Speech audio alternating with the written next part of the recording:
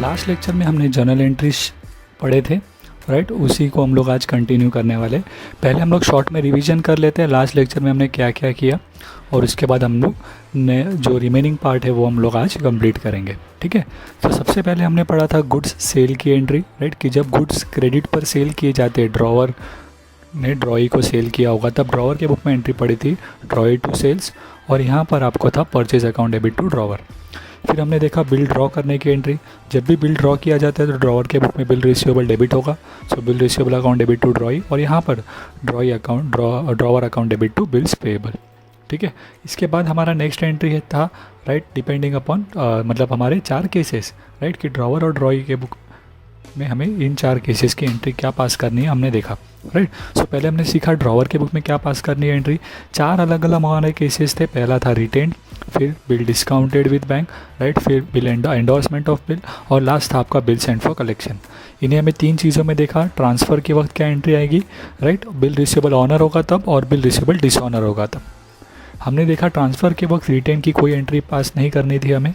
Discount के वक्त हम बिल बैंक को बेच रहे हैं, लेकिन बैंक हमें कम पैसा देता है, इसीलिए हम लोग कैश अकाउंट डेबिट, कम पैसे देता है इसीलिए discount debit to bills receivable. फिर हम लोग एंडोर्सी को बिल ट्रांसफ़र करते हैं तो एंडोर्सी टू बिल रिसीवेबल, फिर bill send for collection account debit to bills receivable. अब इन्हीं केसेस, इन 4 केसेस में जब बिल ऑनर होता है, राइट, तो पहले वाले केस में हम खुद जाते हैं पैसे लेने के लिए, तो हमें पैसे मिलते हैं, हम बिल वापस दे देते हैं, सो हमारी एंट्री थी cash account debit to bills receivable. Second वाले केस में बैंक जाता है ड्रॉई के पास, तो बैंक और ड्रॉई के बीच में एंट्री हुई है, तो हमें कोई एंट्री पास करने की ज़रूरत नहीं थी। फिर थर्ड वाले केस में एंडोर्सी और ड्रॉई के बीच में हुई एंट्री, इसीलिए हमने कोई एंट्री पास नहीं की। फिर फोर्थ वाले केस में बैंक हमारे लिए ये पैसे डिपॉजिट करता है, कलेक्ट करके हमारे बैंक में डिपॉजिट करता है, राइट, तो वहाँ पर हमने देखा था entry bank account debit, bank charges account debit to bill send for collection. फिर डिसऑनर की एंट्रीज पढ़ी थी हमने, राइट, और हमने पहले वाले एंट्री इस केस में देखा drawee to bills receivable, second वाले केस में drawee to cash bank, third वाले केस में ड्रॉई टू एंडोर्सी, और लास्ट वाले केस में drawee to bill send for collection. यहाँ पे मैंने आपको 2 चीज़ें याद रखने कही थी। ट्रांसफ़र वाले केस में हम इजी याद रखने के लिए मैंने आपको कहा था सभी केसेस में बिल आपके पास से जा रहा है, तो इसीलिए आप बिल रिसीवेबल क्या करते हो, क्रेडिट करते हो। और यहाँ पर मैंने आपको कहा था कि D for ड्रॉई, D for dishonour, D for debit. तो जब भी बिल डिसऑनर हुआ तो ड्रॉई अकाउंट क्या करना है, आपको डेबिट करना है। तो चारों ही केस में ड्रॉई डेबिट है। क्रेडिट क्या करना है, बिल जिसके पास है उसका नाम, तो drawee to bill send for collection, drawee to endorsee, drawee to bank, और इस केस में हमारा नाम, हमारे पास बिल है लेकिन हम हमारा नाम नहीं लिख सकते, इसीलिए हमने क्या सीखा था, ड्रॉई टू बिल्स रिसीवेबल। इसके बाद हमने देखा था इन्हीं चीज़ों का एंट्री ड्रॉई के हिसाब से क्या आता है। सो ड्रॉई के बुक में हमने देखा, राइट, कि कॉमन एंट्री पास करने में चारों ही केसेस में कॉमन एंट्री है, राइट, डिफरेंट एंट्रीज नहीं थे वहाँ पर, राइट। ट्रांसफ़र के लिए पहली बात तो ड्रॉई बीच में आता नहीं है ट्रांसफ़र में, राइट, तो इसलिए ट्रांसफ़र की कोई भी एंट्री ड्रॉई के बुक में आती नहीं। फिर जब बिल ऑनर होता है, राइट, तो उस समय, राइट, ड्रॉई के पास से पैसा जा रहा है, राइट, तो मैंने आपको कहा था कि दोनों ही केस में आपको एक चीज़ कॉमन याद रखनी है कि बिल्स पेबल दोनों ही केस में क्या होगा, डेबिट होगा। अगर उन्होंने पेमेंट किया है यानी कि बिल ऑनर हुआ है तो bills payable to cash bank, नहीं किया तो बिल्स पेबल टू ड्रॉवर, ठीक है। अब इसके बाद हमने लास्ट यहाँ तक कंप्लीट किया था, हमने पढ़ा नोटिंग चार्जेस के बारे में पढ़ा था, राइट। मैंने आपको कहा था कि नोटिंग चार्जेस कौन इनकर करता है, राइट, जिसके पास बिल है वो, लेकिन वो पैसे लेने किससे वाले हैं, ड्रॉई से। तो सभी केस में आपको ड्रॉवर के बुक में ड्रॉई ही डेबिट होने वाला है, drawee account debit to cash bank. ये कौन से केस में, फर्स्ट और फोर्थ, यानी कि रिटेन्ड और बिल सेंड फॉर कलेक्शन के केस में, राइट, आपका एंट्री क्या होगा ड्रॉवर के बुक में, ड्रॉई टू कैश बैंक। अगर बिल डिस्काउंट हुआ था तो ड्रॉई टू क्या आएगा वहाँ पर, बैंक, क्योंकि बैंक ने खर्चा किया है। और थर्ड वाले केस में एंडोर्सी ने खर्चा किया होगा, तो उस केस में क्या आएगा, ड्रॉई टू एंडोर्सी। कौन से वाले केस में, एंडोर्समेंट। और ये नोटिंग चार्जेस ये एक्चुअल में ड्रॉई का खर्चा है, इसीलिए वो अपने बुक में ये नोटिंग चार्जेस करके नाम दिखाता है। उसके लिए वो एक्सपेंस है, इसीलिए वो डेबिट करता है। Noting charges account debit to, ये पैसे किसको देगा, वो ड्रॉवर को देगा। और अंत में हमने देखा था, राइट, रिटायरमेंट ऑफ बिल। तो रिटायरमेंट ऑफ बिल का मैंने आपको मतलब बताया था वहाँ पे, राइट, कि जब ड्रॉई पेमेंट जल्दी कर देता है ड्रॉवर को, यानी कि ड्यू डेट आने से पहले ही वो पेमेंट कर देता है, कुछ पैसे अरेंज हो गए उसके, तो उस समय वो कुछ डिस्काउंट लेता है उससे, जिसे हम क्या नाम से दिखा देते हैं, रिबेट। तो ड्रॉवर को पैसे कम मिलेंगे क्योंकि डिस्काउंट देना पड़ा, तो cash account debit, rebate account debit to bills receivable. और यहाँ पे यही चीज़ रिवर्स आएगा, क्योंकि इन्होंने पेमेंट किया है तो बिल्स पेएबल डेबिट हो गया, बिकॉज पे हुआ है, और पैसा दिया और जितना कम दिया पैसे बच गए, डिस्काउंट मिला, वो रिबेट करके दिखाएंगे। मैंने आपको कहा था ये रिबेट और कुछ नहीं है, डिस्काउंट ही है। बट रिटायरमेंट ऑफ बिल के केस में हम लोग इसे क्या नाम से दिखाते हैं, राइट, हम लोग इसे क्या नाम से दिखाते हैं, रिबेट के नाम से दिखाते हैं। ठीक है, इसके बाद अब हम लोग न्यू पार्ट देखते हैं जो है हमारा। सबसे पहला है renewal of bill. Renewal of bill, right, ये मतलब क्या होता है। सबसे पहले तो जब ड्रॉवर बिल ड्रॉ करता है ड्रॉई पर, राइट, तो ड्यू डेट आता है, राइट, उस ड्यू डेट यानी कि लास्ट डेट ऑफ पेमेंट है, उसके पहले ड्रॉई को ऐसा महसूस हो रहा है कि वो पेमेंट नहीं कर पाएगा, एक हफ़्ता बचा है बट उसके पास उतने पैसे नहीं है, तो वो उस समय क्या कर सकता है, ड्रॉवर के पास जाकर उसे रिक्वेस्ट करेगा कि मुझे कुछ और टाइम चाहिए, मुझे और 1-2 महीने चाहिए। तो ड्रॉवर उसको कहता है कि ठीक है चलेगा, तो पुराना बिल वो कैंसिल कर देते हैं और नया बिल बनाते हैं जिसमें टाइम और एक्सटेंड करके दिया जाता है। तो ऐसे टाइम पर इस चीज़ को कहा जाता है रिन्यूअल ऑफ बिल। इसे क्या कहा जाता है, रिन्यूअल ऑफ बिल। ठीक है, अब इस रिन्यूअल के केस में ड्रॉवर और ड्रॉई के क्या एंट्रीज आएंगे वो हम लोग देखेंगे। तो ड्रॉवर के बुक में क्या एंट्री पास करेंगे और ड्रॉई के बुक में क्या एंट्री पास करेंगे। तो पहले ये देखते हैं कि रिन्यूअल के वक्त क्या क्या चीज़ें, क्या क्या अकाउंटिंग एंट्रीज आपको पास करनी होती है। तो सबसे पहले तो जो पुराना बिल है उसका कोई मतलब नहीं होगा अभी, बिकॉज हम उसको और टाइम दे रहे हैं, तो वो पुराना बिल क्या किया जाएगा, कैंसिल किया जाएगा। अब ड्रॉवर ड्रॉई को और एक्स्ट्रा टाइम दे रहा है, यानी कि और 2 महीने या जो भी है, राइट, तो वो जो एक्स्ट्रा टाइम दे रहा है तो ड्रॉवर को और वेट करना पड़ेगा। तो इसीलिए ड्रॉवर क्या करता है, ड्रॉई से इस चीज़ के लिए इंटरेस्ट चार्ज करता है, बराबर, कि ये जो और 2 महीना 3 महीना आगे टाइम जा रहा है तो ड्रॉवर को तो पेमेंट लेट मिलने वाला है, तो इस चीज़ के लिए ड्रॉवर क्या बोलता है, मुझे इंटरेस्ट पे करो। फिर एक एंट्री है पार्ट पेमेंट की एंट्री। पार्ट पेमेंट की एंट्री क्या है कि अगर मान लीजिए कि ड्रॉवर जो है या ड्रॉई जो है वो अभी रिन्यूअल कर रहा है, बात बराबर है, बट वो पूरा बिल वापस से रिन्यू नहीं करवा रहा, वो बोल रहा है मेरे पास कुछ पैसे हैं। फॉर एग्जांपल मान लीजिए कि 30,000 का पुराना बिल था, ठीक है, और ड्रॉवर जो है वो कह रहा है कि मेरे पास अभी ड्रॉई जो है वो कह रहा है मेरे पास अभी 20,000 रुपये है, मैं आपको अभी 20,000 दे देता हूँ, बचा हुआ जो 10,000 है उसके लिए आप क्या करो, नया बिल बनाओ। तो ऐसे टाइम पर वो जो 20,000 अभी मिल रहा है वो उसका हमें पार्ट पेमेंट का एंट्री पास करना होगा, और उसके बाद जो न्यू बिल है वो आपका कितने का बनाया जाएगा, 10,000 रुपये का है वैसे। और अगर मान लीजिए कोई पार्ट पेमेंट नहीं हो रहा तो उस समय हम किस चीज़ का एंट्री पास करेंगे, कैंसिल, इंटरेस्ट और न्यू बिल। तो रिन्यूअल में आपको या तो 3 एंट्री पास करना है या तो 4। 3 कब करना है, जब पार्ट पेमेंट नहीं हो रहा, कोई पार्ट पेमेंट हो रहा है तो फिर आपको 4 एंट्री पास करनी पड़ेंगी। ठीक है, तो देखते हैं ड्रॉवर के बुक में और ड्रॉई के बुक में इस रिन्यूअल की एंट्रीज क्या होती है। सबसे पहले कैंसिलेशन ऑफ ओल्ड बिल यानी कि क्या। सो ड्रॉवर जो है वो ड्रॉई के पास, अभी ड्रॉई जो है वो ड्रॉवर के पास आया है, राइट, कि वो कह रहा है कि ये जो पुराना बिल है उसका तो मैं पेमेंट नहीं कर पाऊंगा, आप वो भी नया बिल बनाइए, बराबर। तो इन शॉर्ट वो पुराना बिल क्या हो रहा है, कैंसिल किया जाएगा, यानी कि बेसिकली वो तो डिसऑनर ही हो रहा है, राइट। तो cancellation of old bill is nothing but but dishonour. क्या है वो, डिसऑनर। तो कैंसिलेशन ऑफ ओल्ड बिल का मतलब डिसऑनर ही होता है, यहाँ पे आपको डिसऑनर की एंट्री पास करनी है। और अगर आपको याद रहेगा कि ड्रॉवर के बुक में हमने देखा है 4 केसेस में डिसऑनर की एंट्री अलग अलग है। ड्रॉई फर्स्ट वाले केस में क्या थी, drawee to bills receivable, second वाले केस में ड्रॉई टू बैंक, थर्ड वाले केस में ड्रॉई टू एंडोर्सी, और फोर्थ वाले केस में drawee to bill send for collection. तो उसके हिसाब से, राइट, यहाँ पे आपको केस के हिसाब से एंट्री पास करनी है। ड्रॉई टू बिल्स रिसीवेबल होगा फर्स्ट केस में, सेकेंड केस के हिसाब से ड्रॉई टू बैंक, थर्ड वाले केस के हिसाब से ड्रॉई टू एंडोर्सी, और फोर्थ वाले केस के हिसाब से ड्रॉई to bill send for collection. तो जो भी केस होगा उसमें रिन्यूअल हो रहा है उसमें आपको ये केस के हिसाब से एंट्री पास करनी है। और ड्रॉई के बुक में तो कोई भी केस हो तो हमारा एंट्री डिसऑनर का सेम ही था, that was bills payable, right. मैंने आपको बोला था ऑनर हो या डिसऑनर हो, बिल्स पेएबल तो डेबिट करना ही है। सो बिल्स पेएबल तो पेमेंट किया तो बिल्स पेएबल टू कैश, नहीं किया तो बिल्स पेएबल टू ड्रॉवर का नाम। ठीक है, अब इसके बाद नेक्स्ट एंट्री है इंटरेस्ट की। अब ये इंटरेस्ट जो है वो, राइट, कौन ले रहा है, ड्रॉवर ले रहा है। किससे ले रहा है, ड्रॉई से। किस लिए, कि वो जो अभी और वक्त ले रहा है तो इसके लिए ड्रॉवर उससे क्या कर रहा है, इंटरेस्ट ले रहा है। तो ड्रॉवर के लिए ये तो इनकम है और ड्रॉई के लिए क्या है, खर्चा है। तो ये इंटरेस्ट अकाउंट जो है वो एक शो पर बनाया जाएगा, और ये इंटरेस्ट अकाउंट ड्रॉवर क्या करेगा, क्रेडिट करेगा। क्यों क्रेडिट करेगा इंटरेस्ट अकाउंट, बिकॉज ड्रॉवर के लिए वो क्या है, इनकम है, बराबर ना, because credit all income and gain. Debit all expenses and losses, तो ड्रॉई के हिसाब से वो इंटरेस्ट खर्चा है, इसके हिसाब से वो इनकम है, तो इसके लिए वो इंटरेस्ट क्रेडिट में दिखाएगा। तो एंट्री होगी यहाँ पर ड्रॉई टू इंटरेस्ट, और यहाँ पर एंट्री होगी drawer interest account debit to drawer, क्योंकि ड्रॉई के लिए वो एक्सपेंस है। अब यहाँ पे बोलेंगे सर इंटरेस्ट पे करे तो कैश बैंक क्यों नहीं लिख रहे? कैश इसीलिए नहीं लिख रहे बिकॉज यहाँ पे खाली इंटरेस्ट चार्ज किया गया है। ये इंटरेस्ट का जो भी पैसा आएगा वो खाली एंट्री पास कर रहे हैं। ये पैसे तो अभी बाद में या तो पार्ट पेमेंट के साथ लेंगे या तो न्यू बिल के साथ लेंगे। तो इसीलिए यहाँ पे लिखा है, देखिए रिसीवेबल और पेएबल। तो यहाँ पे खाली इंटरेस्ट रिकॉर्ड किया जा रहा है, ये पेमेंट हम लोग पार्ट पेमेंट या तो न्यू बिल के साथ लेते हैं, वो आपको सब में कहा रहता है उस हिसाब से, ठीक है। इसके बाद आपका नेक्स्ट एंट्री है पार्ट पेमेंट का। सो पार्ट पेमेंट क्या होता है कि थोड़े पैसे अभी मिल रहे हैं, जैसे कि मैंने आपको कहा 30,000 का बिल था बट ड्रॉई जो है वो 20,000 अभी दे रहा है। तो ड्रॉवर के हिसाब से सोचिए 20,000 मिल रहे हैं तो पैसा आ रहा है, तो कैश अकाउंट डेबिट टू किससे मिला? ड्रॉई से। और इसके हिसाब से सोचिए ये पैसा पे कर रहा है तो इसमें कैश क्रेडिट में आएगा, किसको दे रहा है? ड्रॉवर, तो ड्रॉवर टू कैश। और इसके बाद आपका नेक्स्ट एंट्री है न्यू बिल का। सो न्यू बिल का आपका एंट्री क्या होगा? बिल ड्रॉन एंड एक्सेप्टेड का एंट्री है ना, बिकॉज बिल बनाया ही जा रहा है यहाँ पे।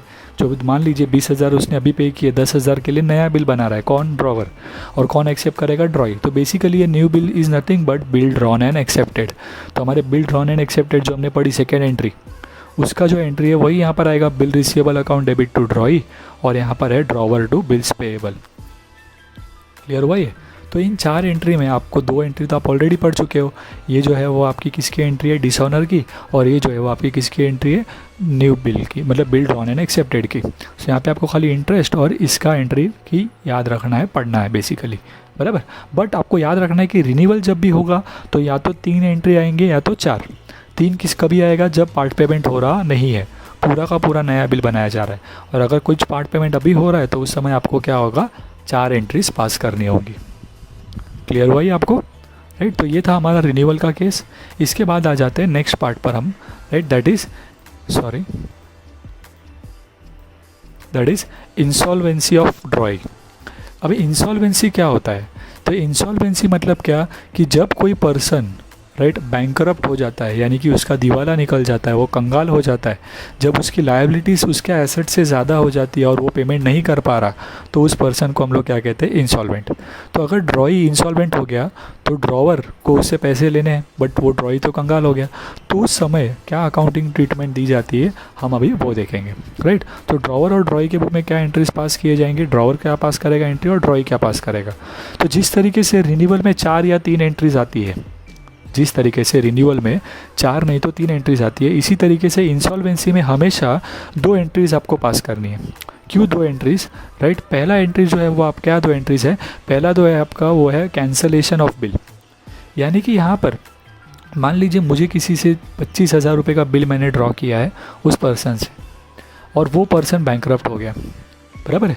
तो अब वो 25,000 तो पूरे पैसे मिलने से रहे, यानी कि वो बिल तो बेसिकली डिसऑनर ही हो गया ना, बिकॉज वो पेमेंट नहीं कर रहा है, बराबर। सो इसीलिए कैंसलेशन का एंट्री पास करना है, और कैंसलेशन और कुछ नहीं, आपका क्या है? डिसऑनर ही है, राइट। तो यहाँ पे हम लोग डिसऑनर की एंट्री पास करने वाले, जो हमने रिन्यूअल में भी देखा, राइट।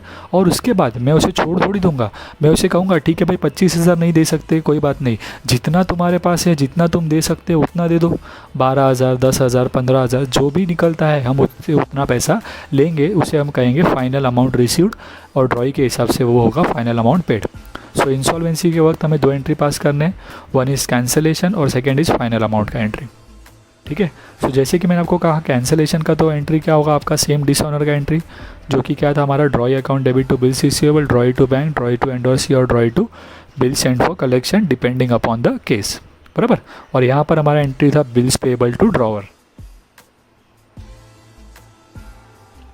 तो इसमें तो हमने कुछ नया नहीं पढ़ा, बट खाली ये समझा कि इंसॉल्वेंसी की ओर 2 एंट्री पास करनी होती है। अब इस इंसॉल्वेंसी में न्यू एंट्री किस चीज़ की? आपकी फाइनल अमाउंट की। तो यहाँ पर सोचिए ड्रॉवर से मान लीजिए 25,000 रुपये का बिल ड्रॉवर ने ड्रॉई पे ड्रॉ किया था, और ड्रॉई हो गया इंसॉल्वेंट। सो ड्रॉवर ड्रॉई को कह रहा है कि तुम कितना पैसा दे सकते हो, राइट। तो ड्रॉवर बोल रहा है, ड्रॉई कह रहा है कि मेरे पास अभी 15,000 ही है, बराबर। तो ड्रॉवर बोलता है ठीक है 15,000 दे दो, बाकी का 10,000 क्या करेंगे, अभी कोई ऑप्शन नहीं है, तुम तो कंगाल हो चुके हो, 15 तो मिल रहा है, हम लोग वो ले लेते हैं, क्योंकि अगर और रुकेंगे ये 15 किसी और को उसने दे दिया तो हमें वो भी नहीं मिलेगा, राइट। सो हम ड्रॉवर उस समय उतना पैसा उससे ले लेता है, तो जितना पैसा उसे मिल रहा है वो कैश अकाउंट डेबिट करेगा। और जितना नहीं मिल पाया है, यानी कि 25,000 लेने थे उसने 15 दिए, 10,000 नहीं मिल रहा उससे, राइट। तो जो अमाउंट रिसीव नहीं हुआ उसे हम क्या नाम देंगे, बैड डेट्स। बैड डेट मतलब क्या हो जाना, हमारा जो पैसा है वो अभी रिकवर हो सकता नहीं है, तो उसे हम बैड डेट कहते हैं, बराबर। और टू ड्रॉई मतलब उससे कितना अमाउंट लेना था, 25,000 रुपये, तो वो यहाँ पे फुल अमाउंट दिखाया जाएगा। ओके, सो ड्रॉई अकाउंट फुल अमाउंट के लिए, जितना मिला उतना कैश में, जितना नहीं मिल पाया वो बैड डेट, ठीक है। और यही चीज़ हम ड्रॉई के हिसाब से सोचते हैं।